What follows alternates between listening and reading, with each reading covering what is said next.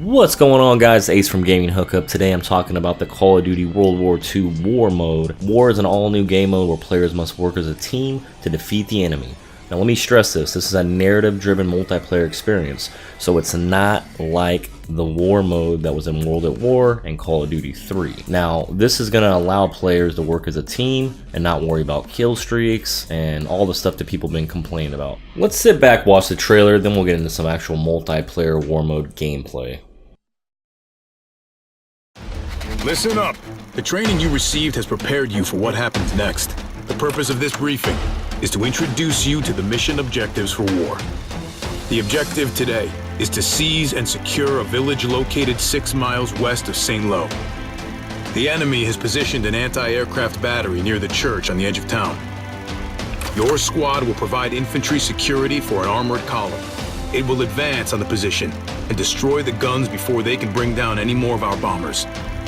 In addition to infantry weapons, you'll be issued tools, because it may be necessary for you to demolish or build barriers during your infiltration. You're also being assigned a heavy machine gun section that you will need to displace and advance during the assault to ensure support by a base of fire. Your team will kick off the attack at 0645 and establish a forward operating base at a manor held by the enemy. You'll then advance on the ravine. The enemy has demolished the structure that spans it, so you'll have to bridge the gap and engage with any hostile forces in the area. Be ready. After you finish bridging the ravine, the assault force will move up to an enemy resupply point. Because of the recent patrol activity, S2 believes that a large quantity of small arms and artillery ammunition is stockpiled there. You'll destroy it using TNT, set off with friction primers, and fuse. Expect to hold off a counterattack. Once you've neutralized the resupply point, a Sherman tank will move up to your position to provide support. The M2HB will give you a firepower advantage. Use it. From there, you'll provide infantry security for the tank during the final advance. Protect that tank, or it can't protect you. Maintain a high volume of suppressing fire and watch your flanks, so you won't have to pull back. You'll only get one crack at this. Stay focused, listen to your officers and NCOs. Good luck out there. See you on the objective. Alright guys, this game mode looks absolutely amazing. It looks beautiful. Now, a lot of die-hard original Call of Duty players are really going to enjoy this game mode, and it will be the ones that really appreciate the war game mode. There will be some newer Call of Duty players that do enjoy the game mode as well. However, many of the players that have become accustomed to that wall running, boost jumping, and if you maybe switch to the stick and move, probably going to have some issues adjusting to Call of Duty World War II. That being said, I'd highly recommend to play some older Call of Duties as we get closer to the launch of World War II. Of course, that will be November 3rd.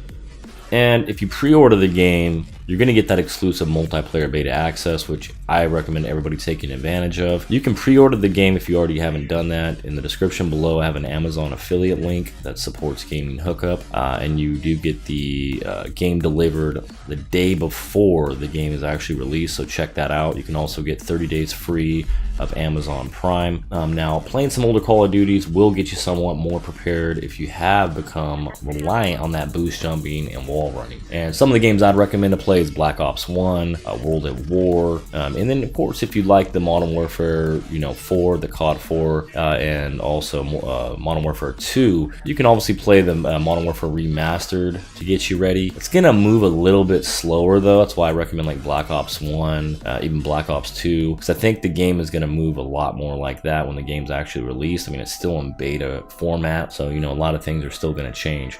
Also, some of you guys may be thinking this looks a lot like Battlefield 1. You got to remember though, the old Call of Duty days, and this is truly what the game plays and feels like at this point. Battlefield really can never be compared when looking at the character movements in Call of Duty. For example, like when you aim down sights, when you're sprinting, you're climbing, you're shooting the gun, and all that great stuff. There's no comparison from Call of Duty to Battlefield. It's a big difference. Even though Battlefield 1 went all the way back and then went to World War 1, I get it. Call of Duty seems like they may be copying and following in their footsteps. but honestly, they're going back to its roots. This game mode is going to separate itself from games like Infinite Warfare, Black Ops 3, and of course, it's going to be way different than Advanced Warfare. It brings the franchise back to its roots. I think War mode will touch a lot of true fans' hearts. It will quickly become a fan favorite. I know in Call of Duty 3 and World at War, there was a war game mode. It was a little bit different though. It wasn't objective based. It was more based around how many kills you got. So this is going to be a lot different, you know, and it's going to be narrative based as well. So it's going to explain like what to do. And they claim they're going to be adding in different variants to each war mode. So as we go on, we're not going to be playing the same exact objective every single time, which is going to be really cool. You don't have to worry about your kill death ratio in this either. There's not going to be any kill streaks at this time. From what they say, they could change that, but at this point there's no kill streaks. You don't have to worry about your kill death ratio. In the end result, if you don't care about your kill death ratio, you're going to make Call of Duty great again. But it's true. Call of Duty was one of the games that you can get on, you can play for hours and hours and hours. You didn't have to worry about the bullshit. You didn't have to worry about camping for a kill streak or a deatomizer strike or, you know, a nuclear. It was just fun. You get on, you play, and you have fun with your friends. We've gotten tired and we've grown tired of the kill for camping and worried about your kill death ratio and, oh, I gotta get a kill streak, whether it be like a Warden or an RC8 if you're talking about the new Infinite Warfare game. And as we get closer to the end of life on Infinite Warfare, we've seen all the things they did wrong. Really, it's time to go back to the original standpoint. You know, I hope everybody enjoyed the in-depth look at the World War II war mode. Make sure you guys slap the like button. It's greatly appreciated, and it shows that you guys are enjoying this type of content. Subscribe for future gaming news and rumors. We do a lot of different types of video games on this channel. We're not just concentrating on Call of Duty. Obviously, that's one of my favorites. With that being said, guys, also make sure you click the notification bell and ensure you don't miss out on any new content. And again, guys, this is Ace from Gaming Hookup. I'll see you guys next time.